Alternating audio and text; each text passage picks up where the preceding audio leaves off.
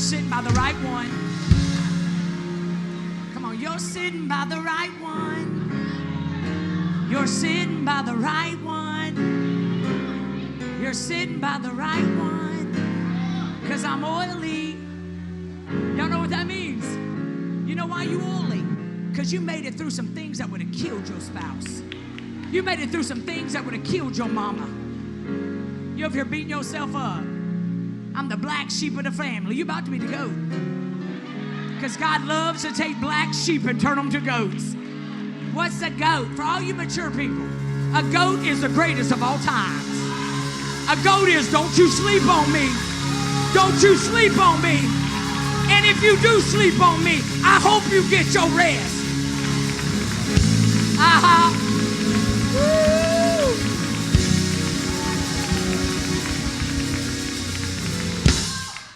Y'all bad. Y'all bad. I love it when I look over at my little musicians and their eyeballs are this big. Y'all anointed and you know it. And I love it. The one thing about Limitless, if you hang around here long enough, you're going to literally, y'all, people, you're going to get on people's nerves. Y'all going to get on people's nerves. You're going to walk in a room and you're going to be like, wow! You're going to be so happy. You're going to wake up happy. You're going to go to bed happy. Why? Because whatever you surround yourself with is what you become. Some of y'all going to go from this to this. They're going to be like, what you on? What you selling? It's free. It's Holy Ghost. Ninja juice. Y'all can tell them it's Holy Ghost Red Bull.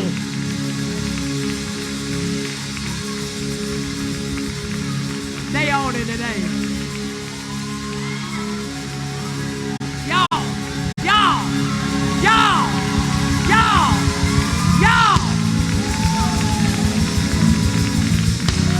Y'all better stop.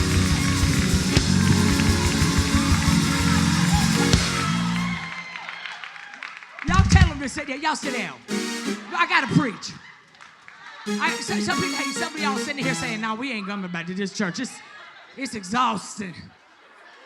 But we will go to a Hawks game and do the wave. So what we do at Limitless is we just kind of come get jacked up on Jesus. What we do at this church is we get you filled up for the hell that you're going to encounter, because we all go through stuff we don't understand. Y'all going to go through some things that you don't understand. The Bible says the rain falls on the just and the unjust.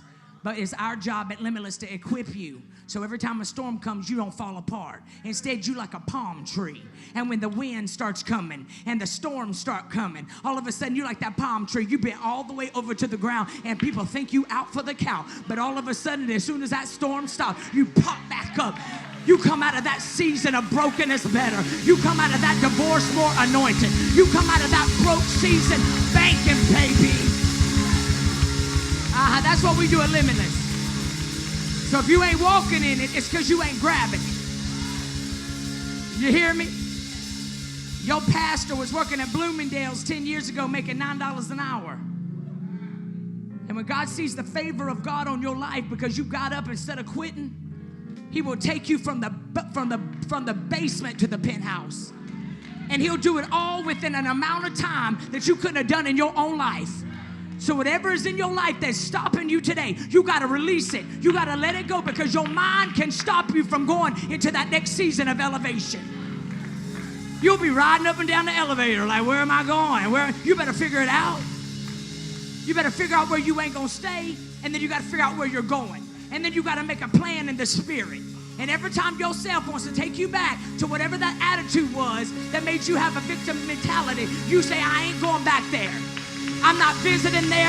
I broke up there. And every time somebody tries to take you back to your past, you tell them, I don't live there no more, and I sold all the furniture. I done sold all the furniture. I sold the couch. I sold the plants. I sold my clothes. I don't even look like that. You better stop letting people label you. Y'all showing up to arguments you don't got to RSVP to them arguments. You a whole grown up. But ain't nothing I can do. Block them. But I have to co-parent with them. No, you don't. You get somebody, you going to talk to me out of my name? Then I'm going to bring somebody in to help correspond until you can figure out that I'm a king's kid. You ain't going to talk to me this way. You decide what you going to answer to. I'm going to preach now. I'm going to title my sermon today, Leap Over It. Look at your neighbor and say, leap over it. Some of y'all like, I got bad knees. Well, in this next season, your knees are going to be elastic. Because you're going to need them knees to help elevate you to where you're going. You can't be stuck on silly. You got to elevate, baby. I'm going to name it Leap Over It. Our sermon series is called what? We put the cheat note there. What is it? Blank check. If you were handed a blank check, what would you use it for? Think about that. If I hand you a blank check, which at the end of this series, we're going to have some for you to write out. I'm hoping in the process of these sermons, you are reevaluating what you're putting up with. Because if you've been broke your whole life and somebody hands you a blank check, you have a propensity to write that check for only what you've been accustomed to. So I'm hoping over the next couple of weeks that I can remind you that Amos 9:13 says that God's decree is that things are about to happen so fast that your head is about to spin. Blessing upon blessing, you won't be able to keep up. That is not a chemism. That is a Bible verse in the Bible that said it's yours. But yet we settle. And then we hate on people that are in a season that we ain't. Oh, she thinks she all that. Your new friends in this new season should be your old friends should be uncomfortable in this new season with your new friends. The old friends should be like, oh, y'all all think y'all better than ever. Yeah. Have you seen my glow up? It's almost like when somebody goes through divorce. And after they go through the divorce, somebody glows up and they're like, she's trying to show him. Oh, he's trying to show her. No. We were breathing toxic air. And the minute we got out from under you, we could breathe, which means we could start working out. Because we could actually get into the gym because we weren't laying in a heap of depression anymore. So in this next season, you ain't got time to be making announcements, especially to people that were not even qualified to go into the next season with you. You're still trying to make announcements with people you ain't liking none of their posts, but you know everything they're doing. You are laying in the bed at night, stalking them on Instagram. You're back 48 weeks looking at their history. And your finger accidentally hits a heart. Ah! You lose your ever-loving mind. Because now they know you are a hashtag stalker. Because you allowed a person that wasn't even qualified for your future, that rejection was God's protection. You have allowed that person to put a price tag on you. You took yourself off the Holy Ghost couture rack, put yourself on the clearance rack. Preach, Kim! And now you can't be elevated because you still got the stank on you from people that were designed to bring you down. Whether it was your daddy, your mama, your sisters, or your brothers, or your best friend that said they would never betray you. Who is it today that's going to make you identify with this story that I'm about to preach from? We're going from 1 Samuel. Say 1 Samuel 1, 4 through 15. On the days Elkanah presented his sacrifice, he would give portions of the meat to Penina and each of her children. And though he loved Hannah, say he loved Hannah, he would give her only one choice portion because the Lord had given her no children. So Penina would taunt Hannah. Don't you hate that? When the haters, you're like, God, kill them with a train. And yet they're getting elevated. You're like, I don't know why Penina is over here glowing up and I'm over here just a crying.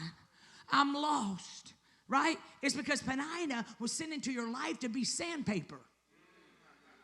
You got to have some Peninas in your life to get you set up for where you need to go. If God would have allowed Penina to act right, then you wouldn't have been on rock bottom and needing God. You would have allowed Penina to end up doing everything that she was designed to do in your life and gotten you stuck. But Penina became sandpaper in Hannah's life. Say, Penina became sandpaper in Hannah's life. So Penina would taunt Hannah. Now, as I'm reading this verse, I want you to think of that person that has taunted you. So Penina would taunt Hannah and make fun of her because the Lord had kept her from having children. She couldn't even help it. It's like that kid on the playground. You can't help you got a 5-finger forehead or a big nose with a booty in it. But yet they walking around making fun of you, and you've allowed that situation to make you got to go on Tiffany Williams. What's her name? Wendy Williams. You're going to be on Wendy Williams or Morris Povich. I haven't been able to live my life for the last 48 years because of Penina would always tell me that I got a big 5-finger forehead, and then she'd push me down to make me hit my forehead. So Penina was actually designed to teach you how to fight. So instead of becoming a victim and letting Penina do what Penina was supposed to do, which was to allow you to realize I'm stronger than you think. You might knock me down, but I'm coming back. Some of y'all have allowed it to become a victim because of Penina instead of victor. So you allowed the Peninas in your life to push you to breakthrough or breakdowns. Say, it's my choice. Year after year, it was the same. Penina would taunt Hannah as they went to the tabernacle. Each time, Hannah would be reduced to tears and would not even eat. Why are you crying, Hannah? Elkanah, that's her husband, would ask. Why aren't you eating? Why be downhearted? Just because you have no children? You have me. Isn't that better than having 10 sons? No?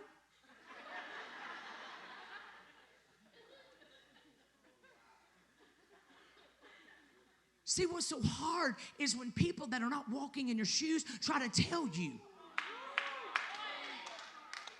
Why are you crying over this? You got a size 6 body. I would do anything. If I had your body, girl, I'd be so happy. Why are you crying? You should get up. Aren't you glad they finally went to heaven? They finally can get some rest. And now you can breathe. The hardest thing is when you've got people in your life that will assign themselves to tell you when it's time to be free and when it ain't. And so then what the enemy does, Apostle, is the enemy starts making you think, well, maybe there's something wrong with me. So then we become the victim because they told us we were a victim, because they didn't understand that what I'm walking through right now is building me for my future. It's the elephant and the dog. They got pregnant on the same time. And the dog had 6 puppies. The elephant was still pregnant. Then the dog got another litter of puppies. The elephant was still pregnant. Then the dog had another litter of puppies. Then about the 3rd round of the elephant still being pregnant and the dog having all these litters, the dog gonna come to the elephant and say, you sure you're still pregnant? We got pregnant at the same time, and I've had 3 litters, and you still pregnant with 1? See, the elephant got smart at that moment. The elephant could have said, I don't know if I'm pregnant or not. You're right. We got pregnant at the same time. Maybe there's something wrong with me. Maybe God's overlooked me. But instead, the elephant said, oh, let me tell you something, dog. What I carry ain't a dog, but an elephant. When my baby hits the ground, the earth shakes in admiration. What I carry is earth-shaking, game-changing, family-shifting.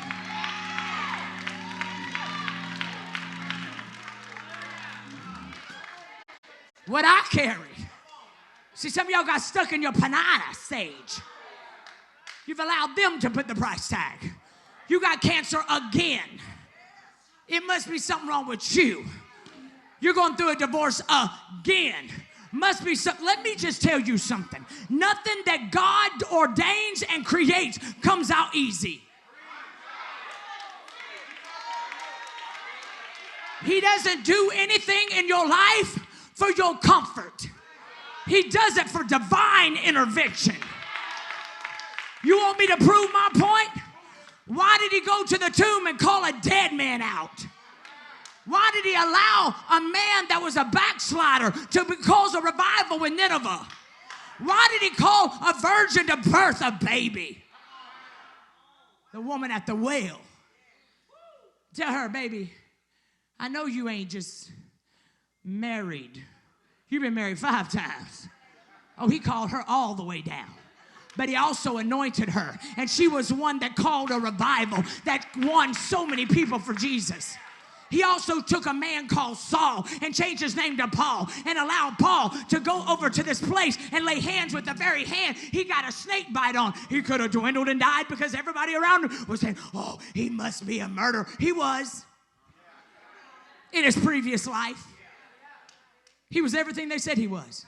But once you come to know Jesus, all old things have passed away, and he's made things new. And today, on December, he's like, ta-da! You ready? Once after sacrificial meal of Shiloh, Hannah got up and went to pray. Y'all listen to this. Hannah got up and went to pray. Eli the priest, this woman can't get a break. Eli the priest was sitting at this customary place beside the entrance of the tabernacle. Hannah was in deep anguish. She's dealing with a bully, crying bitterly as she prayed to the Lord. As she made this vow, oh Lord of heavens, army, if you look upon my sorrow and answer my prayer and give me a son, then I will give him back to you.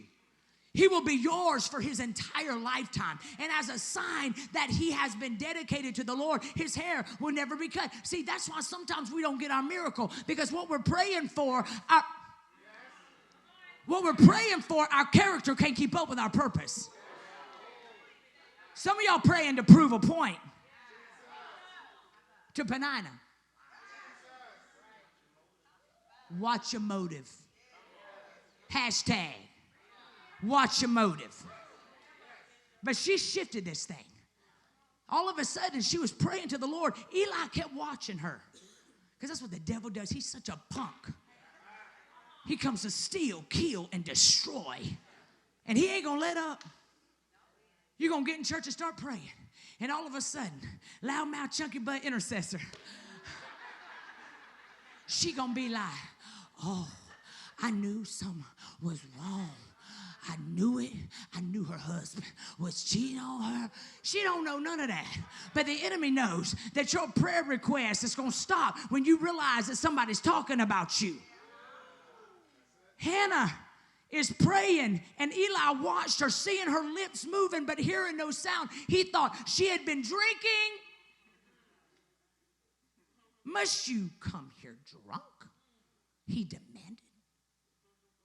Throw away your wine. Oh, no, sir, she replied. I haven't been drinking wine or anything stronger, but I'm very discouraged, and I was pouring out my heart to the Lord. Hannah was provoked. Her purpose was hidden in her problem. Your purpose is hidden in that thing that feels like you will never make it out of this. How can God use you if you didn't find yourself fighting the same devil over and over, and finally you gave up? Because on the other side of your problem is your purpose. But you quit in your problem because you got weary. Don't get weary in well-doing, for in due season you shall what? What? Reap. If you faint not. I can lay hands on you. I can prophesy over you. I can get my prayer team. You'll be laying in the spirit. But if you don't make up in your mind, I ain't staying here. That's why you pray for people. You praying, you've been shined on them, you've been taking them healing claws. But inside, they don't want to change. You can pray for somebody all you want, but if they ain't ready to change, they'll just be a greasy demon. Lay hands on them, spit on them, throw oil on them, burn sage for them. You walking around burning sage in a house with your windows down, your husband's itching. Wouldn't it be funny if you were burning sage and you started itching? Because you the problem.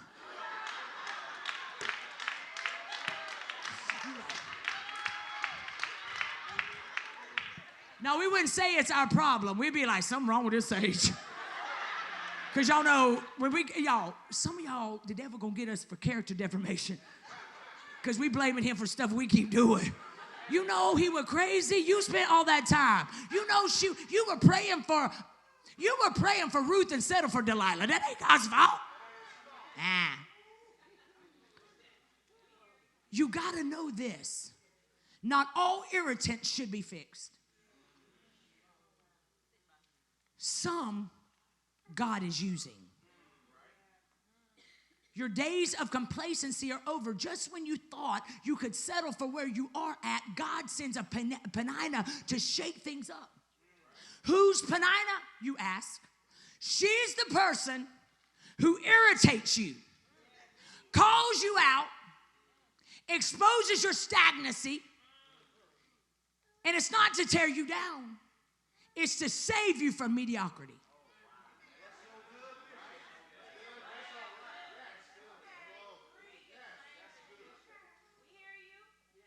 She's sent to save you. When they walked out of your life, only time elevation could take place.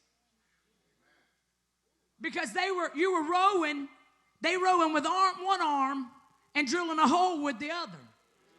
You were trying to take them with you when they didn't even want you to go. You cannot build with somebody that's jealous of what you walk in.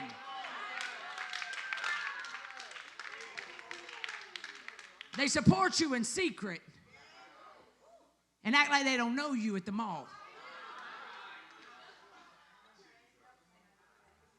Penina teased Hannah for her barrenness and at the same time stirred up her purpose to give birth.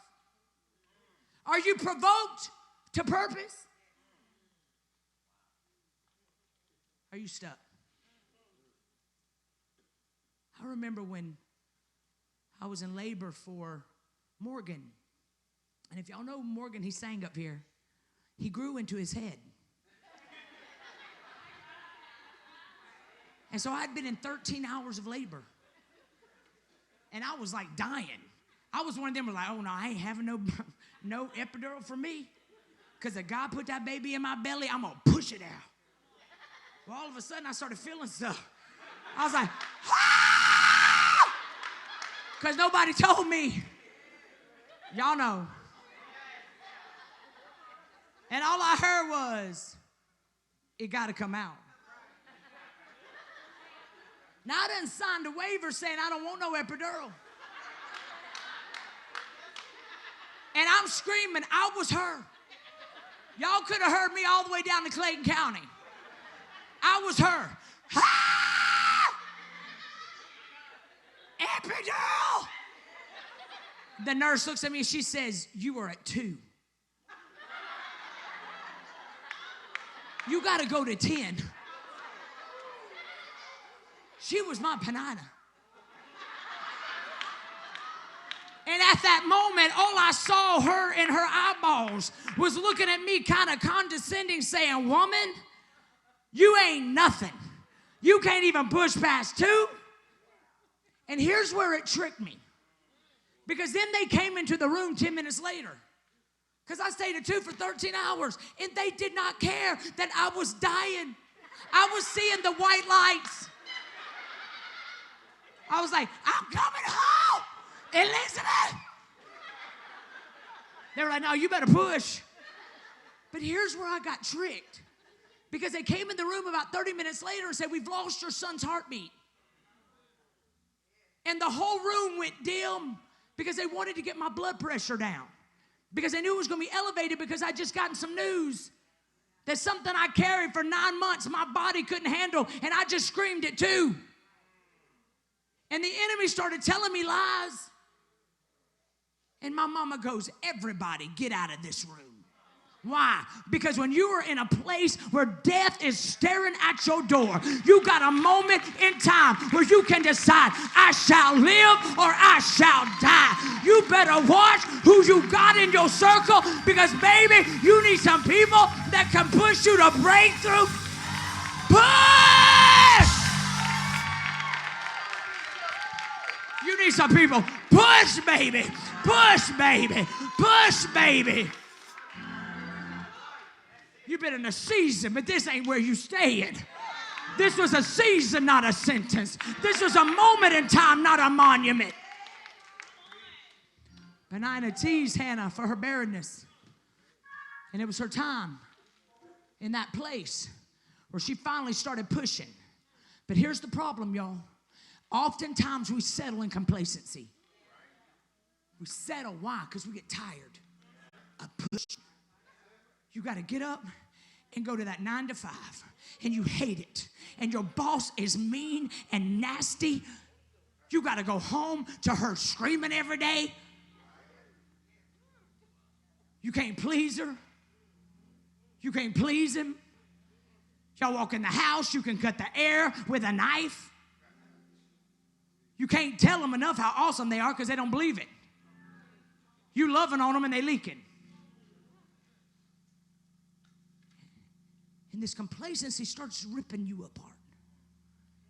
And then before you know it, you're at Bloomingdale's, stuck, because you can't see a way out, because you are a single mama, and you got to pay your bills. And so complacency tells you, just get up and go to work and come home and make your Roma noodles. Tonight, put some hot dogs in it and some Tony Sashry and make it some pappardelle, pretend. Oh, but you're going to be just fine. You're going to just stay here for a little bit longer. No, what you got to do is make up in your mind. I'm going to work, baby. I'm going to go to work. I'm going to prophesy, and they going to miss me when I'm gone. Because while I'm there, I'm going to give them every ounce I got in my Bloomingdale season, making $9 an hour, because I need them to understand what God is about to do in my life. You gonna miss me up in here, up in here. My daddy used to always tell me, they better miss you. They better miss you. You better make them miss you. That means in your Bloomingdale season, you act like you up on the top penthouse. You ain't walking up in your work wearing a moo-moo and knockoff shoes that are all nasty. You ain't fixing your hair. You got to walk into the season that you're in. Well, I can't. I'm tired, Kim. My whole family gets to go on vacation. And my kids go with my grandparents because I can't take off because I'm in retail. You're making all the excuses in the world why you tore up from the floor up. Not realizing that when you get God, when he sees you doing a little, he comes in and does a lot. He's saying, get up and prophesy where you're going. That means go to the thrift store, buy you some clothes, begin to act like you a whole fashion designer, and everywhere you go, they're like, girl, you so cute. You're like, yeah, $3.99. Get you a whole Instagram page and show everybody how to thrift on $3.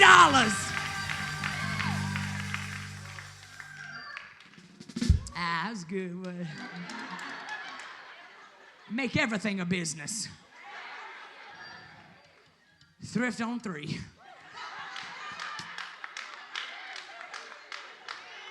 Thrift on 3. Complacency means to be satisfied. Here's how you know if you're stuck in complacency. Y'all ready? You are stuck when you no longer are striving to go higher. You ain't stuck because you ain't a tree. You're stuck because you stopped moving. I got 10 minutes, 15 minutes. Y'all, let's go. You are operating off of an old way of thinking. Yeah? You know what that means? Shout it out. Somebody's been operating off the same thing. Shout out how you doing it. It means that it will be sun shining outside. You will, listen, Siri, what's the forecast today? 100% sunshine. But you taking your umbrella.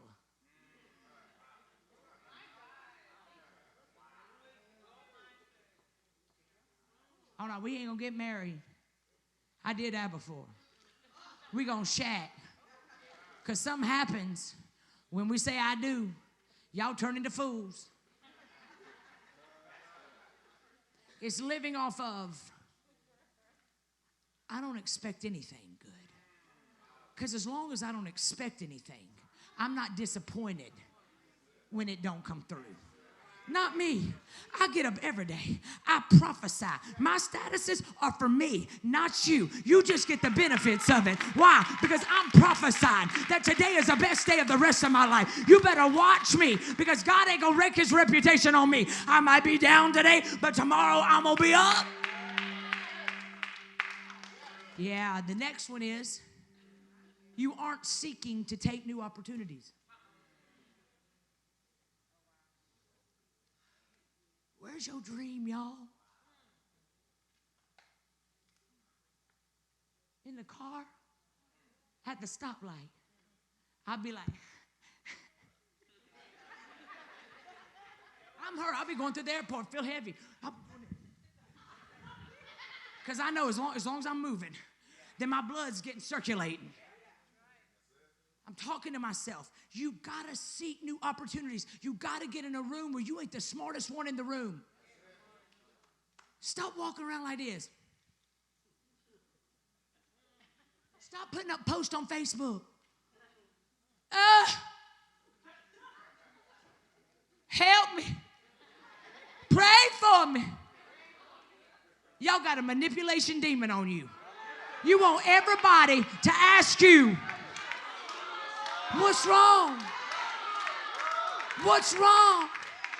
But anybody that's going anywhere ain't wasting time asking you what's wrong. Because we know that if you're all your time on a keyboard writing stuff instead of... You don't want to grow. You want to glow. In petty.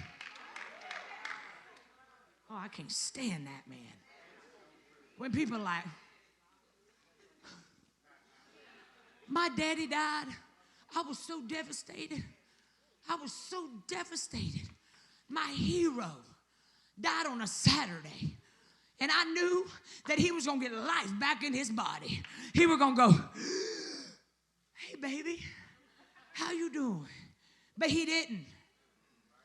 And instead of crying, I laid over him and was literally taking everything. As he was taking his last breath, I was saying, God, give me to me. Give me the transference. Lord, he's dying early because of a generational curse. Allow me to do everything that my daddy was supposed to do. The next day was Sunday. In this sermon, in this pulpit is his church.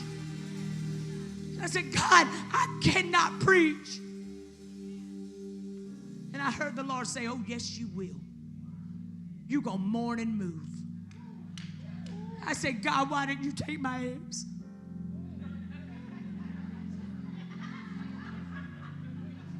He said, because your eggs ain't ready, but your daddy is. And I'm a good father. I want everybody in heaven with me. And I got up and preached one of the best sermons I've ever preached called Mourning Move. Could it be that God is using the Peninas in your life to elevate you to a place you would never elevate if you wouldn't learn how to take a licking and keep on ticking? I don't smell like what I've been through. I moved 3 weeks ago. It's so funny because all my peoples, I've been telling myself forever, I want to move up there. Because I was at Bloomingdale's 10 years ago. I'd be driving through the city and I'd be like, I want to live up there. They'd be like, you can't live up there. Because your price point ain't up there. Maybe the 15th floor. Maybe the 4th floor. One day at a time. I'd be like, no, I'm going to live up there. Because I knew my entire life, every single thing that God's done in my life in the last 10 years, nobody in my family's done it. I wrote books on a special ed education. I still don't know where commas go. Y'all reading my statuses, y'all got to be in the Holy Ghost.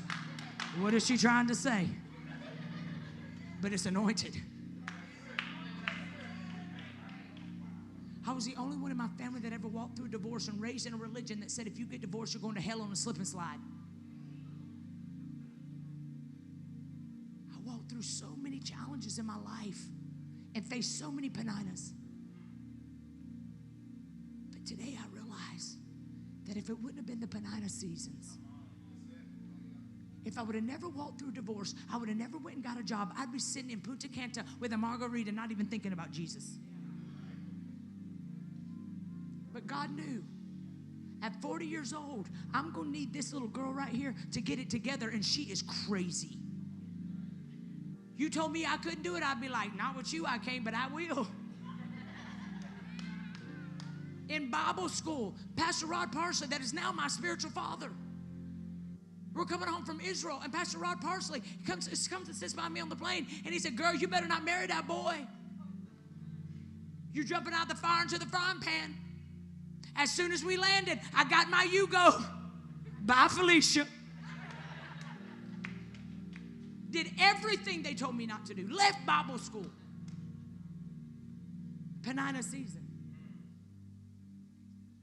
If it wouldn't have been for those seasons where I rejected God, as shameful as I am, I could never sit behind a keyboard on a phone and prophesy to millions of people. Why? Because people know when you fake. I had to be broken in order to pour. If I would have never walked through that divorce, I would have never went to Bloomingdale's and got a job. And that meant I would have never liked you. Because I hated people. My daddy was a preacher. I know what the saints do. The saints that ain't. And I was broken. I didn't trust nobody. And I had to go to Bloomingdale's and got that job. And I got a job with cosmetics. And the reason I got these glasses on is because my eyebrows are not on fleek. I even got them tattooed and they still off. Ain't that funny? That God's like, girl, I know about you're going 36, you're going to hit hell. And you're going to have to move back in with your mama, with your 2 kids. And while you living in that little room, your mama is going to let you cry and find me. And I'm going to give you a job putting makeup on people. That means you got to sit with them for 45 minutes. And they're going to be breathing on you. And most of them that come in there, they're not going to know what they're doing or they wouldn't be sitting in your chair, so you're going to be fine. But in those 45 minutes, I'm going to teach you how to minister. Because you can't put makeup on people, you're going to have to depend on me. So that means you're going to have to start being kind. And for 45 minutes, I would sit there in my Penina season.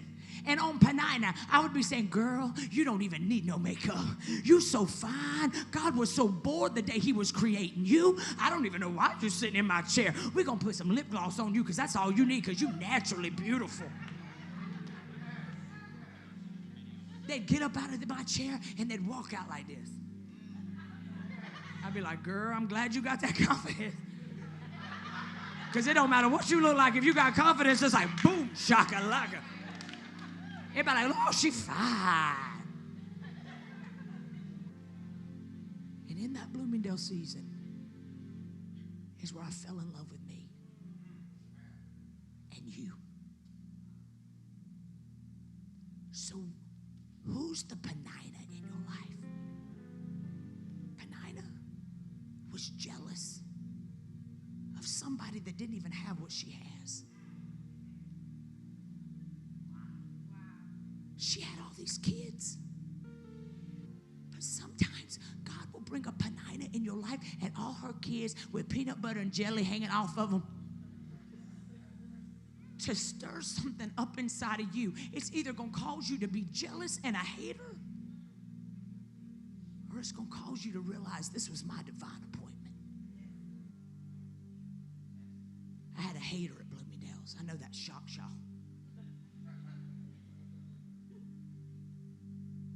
And I remember I went home one day and I told my daddy, I said, Daddy, I'm quitting. I put all these lipsticks up and it takes me an hour, and she comes and kicks it with her foot and says, pick them up now. Y'all know how hard it is to get lipstick boxes? It was like an art. And I remember my daddy saying, she's Penina. And if you can cause the hater to love you, drop the mic. When your spirit's right, you can walk into a room and never open your mouth. When you walk into a room, everybody in that room knows they've made it through something. And I don't know what they got, but they got something that I want. Who's your Penina?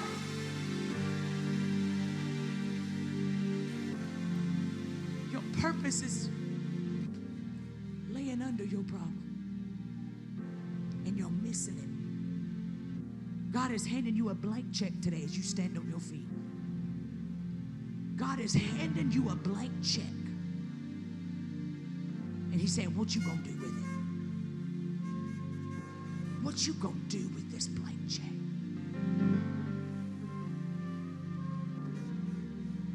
What you gonna do with this season, baby? Those tears are a safety valve for your heart.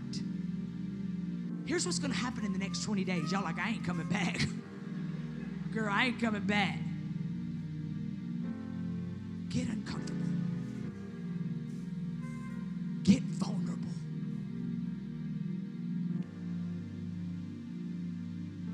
I've been experimenting in this new season of my life.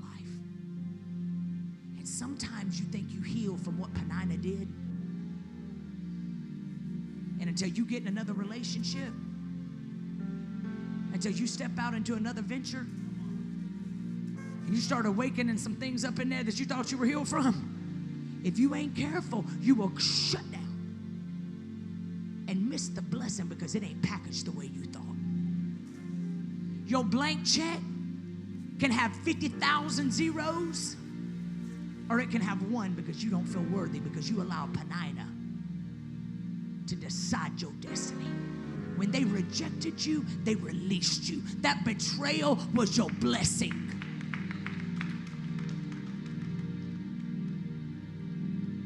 Block them. Let them talk. Let them talk. While you elevate, your fruit will outlive their lives. This woman, Hannah, goes into the house of the Lord and weeps and tells God on a Sunday, just like today, she took advantage of the altar. She got her deliverance in a service on a Sunday